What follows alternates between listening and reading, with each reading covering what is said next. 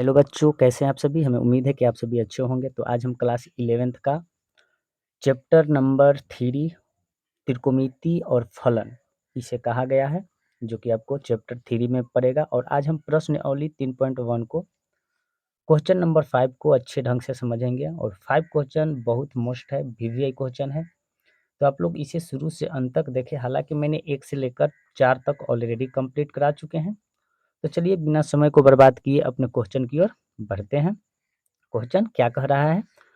एक वृत्त जिसका व्यास 40 सेंटीमीटर है, एक वृत्त है जिसका व्यास हमें दे रखा है 40 सेंटीमीटर, एक जीवा 20 सेंटीमीटर लंबाई की है, तो इसके संगत छोटी चाप की लंबाई हमें ज्ञात करनी है। जेकरा जीवा भी हमें 20 सेंटीमीटर दे रखा है, तो इसके संगत छोटे चाप की लंबाई हमें ज्ञात करना है। तो पहले हमें बच्चों इसे एक वृत्त बनाना होगा। तो किताब को कर लेते हैं साइड और एक वृत्त बनाकर पहले इसे हम समझते हैं। तो एक वृत्त हमने बना लिया। इसके बीचों बीच एक केंद्र होता है बच्चों, जिसे हम सेंटर बोलते हैं, और सेंटर को ओ से सूचित करते हैं। ये इसको बीचे बीच क्या हुआ? सेंटर हुआ। एक वृत्त बना लिए और बीच में एक सेंटर दिए। अब क्या कह रहा है बच्चों? दिया है वो चीज को पहले हम देख लेते हैं, क्या क्या चीज हमें दे रखा है। तो देखो, दिया है हमें व्यास दे रखा है। दिया है, क्या दिया है बच्चों? हमें व्यास दे रखा है। व्यास हमें दे रखा है 40 सेंटीमीटर। कितना दे रखा है? 40 सेंटीमीटर।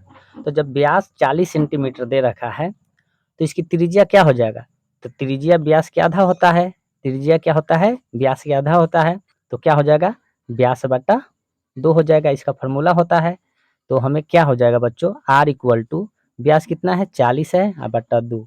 तो अगर काटेंगे तो कितना आ जाएगा? 20 सेंटीमीटर। कहे तो हमें त्रिज्या जो आ गया, कितना आ गया? 20 सेंटीमीटर आ गया। ये हमारा त्रिज्या कितना आ गया? 20 सेंटीमीटर आया। तो देखिए यहाँ से इसकी त्रिज्या जो होगा, ये त्रिज्या हुआ, ये हमारा कितना हो जाएगा बच्चों? 20 सेंटीमीटर आ जाएगा। क्लियर? तो देखो बच्चों, फिर क्या कह रहा है कि हमें कहा गया है कि जीवा जीवा की लंबाई हमें 20 सेंटीमीटर दे रखा है। तो जीवा की लंबाई क्या होता है? यानी इस इसे बोलते हैं जीवा। ये हमारा जीवा हुआ, ये हमारा क्या हुआ? जीवा की लंबाई हुआ। और इसकी जो लंबाई हमें दे रखा है, वो दे रखा है क्या बच्चों? हमें दे रखा है 20 सेंटीमीटर हमें दे रखा है। ये हमारा इस स्पर्श यानी कहे तो इस स्पर्श बिंदु से यहाँ पर टच कर रही है, तो इसे हम जीवा बोलते हैं। और जीवा की लंबाई हमें दे रखा है 20 सेंटीमीटर। तो देखो बच्चों, एक जाहिर सी बात है कि जब इसकी लंबाई 20 सेंटीमीटर होगा मीटर होगा, तो इस त्रिज्या की भी लंबाई कितना हो जाएगा? 20 सेंटीमीटर होगा। इस त्रिज्या की लंबाई भी कितना होगा? 20 सेंटीमीटर होगा। तो देखो, जीवा भी हमें दे रखा है। तो यहाँ पर लिख लेते हैं बच्चों जीवा, यानी जीवा जीवा की लंबाई हमें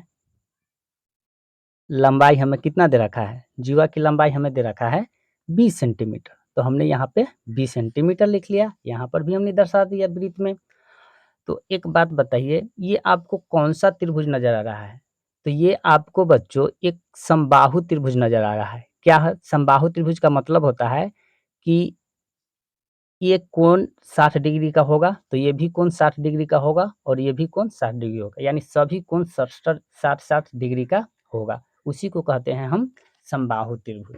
ओके, तो देखिए हमें जीवा भी यहाँ पे लिख लिए, त्रिज्या भी लिख लिए। अब हमें निकालना है ये कौन सा त्रिभुज नजर है। तो ये हमारा वृत्त में एक समबाहु त्रिभुज है। तो यहाँ पर बच्चों लिखेंगे, चूंकि यह एक क्या है? समबाहु त्रिभुज है। समबाहु त्रिभुज है। समबाहु त्रिभुज का बच्चों जो कोण का मान जो होता है, एक कोण का मान होता है 60 डिग्री का होता है। तो मान के चलिए इस कोण का हम थीटा रखते हैं मान, तो थीटा बराबर हमें कितना हो जाएगा? तो थीटा बराबर हमें 60 डिग्री हो जाएगा। कितना डिग्री हो जाएगा? हमें 60 डिग्री मिल गया। तो देखिए याद रखिएगा, हमें थीटा कहे तो ये डिग्री है, तो डिग्री माप तो हमें दे रखा है। तो थीटा कहे तो रेडियन, हमें रेडियन को निकालना है। हमें क्या निकालना है? रेडियन को निकालना है। तो आपको पता होगा कि रेडियन माप का फॉर्मूला क्या होता है। देखिए समबाहु त्रिभुज में तीनों कोनों का मान जो होता है बराबर-बराबर होता है। जैसे कि इसका 60 होगा तो इसका 60 होगा तो इसका, और तीनों कोनों का योग जो होगा 180 डिग्री आ जाएगा। समबाहु में एक कोण का मान 60 है तो दूसरा कोण का भी मान 60 होगा, तीसरा कोण का भी मान 60 होगा। इसी को हम बोलते हैं समबाहु त्रिभुज। ओके, तो अब देखिए बच्चों, हमें थीटा के अगर हम रेडियन मानते हैं तो रेडियन का फॉर्मूला क्या होता है? तो रेडियन माप, तो रेडियन माप बराबर क्या होता है? तो रेडियन माप बराबर बच्चों होता है, ये फॉर्मूला होता है पाई बटा 180 गुने क्या होता है? डिग्री माप होता है। क्या होता है? डिग्री माप होता है। डिग्री माप होता है। तो अब देखिए क्या करेंगे, तो अब हम ये फॉर्मूला पे इसका यूज करेंगे। तो देखिए कैसे होगा, पाई है तो हमने पाई रहने दिया, ओके। 180 है तो 180 गुने डिग्री माप, तो हमें ये यहाँ पर ऑलरेडी है 60 डिग्री, तो यहाँ पे हम 60 डिग्री लिखें। अगर इसको काटेंगे तो 60 दिया क्या होता है? 180 होता है, यानी 3 बार में हमें कट जाएगा। तो ये का क्या हो जाएगा, ऊपर पाई है तो पाई, या नीचे कितना है 3 है तो 3, तो ये हमें आ गया रेडियन माप। कहे तो थीटा का मान हमें ये आ गया पाई बट्टा 3 आ गया। कहे तो रेडियन का मान भी आया और थीटा का एक ही होता है। ओके, तो बच्चों अब आपको बताइए, यहाँ पर अब आपको क्या नज़र आ रहा है? ये आपको यहाँ से यहाँ ये लंबैया है, इसको हम क्या से सूचित करते हैं? एल से सूचित करते हैं। क्या से सूचित करते हैं? लंबाई को हम एल से सूचित करते हैं। तो एल का एक फॉर्मूला होता है, सूत्र होता है। क्या होता है? सूत्र। अब वो सूत्र क्या है?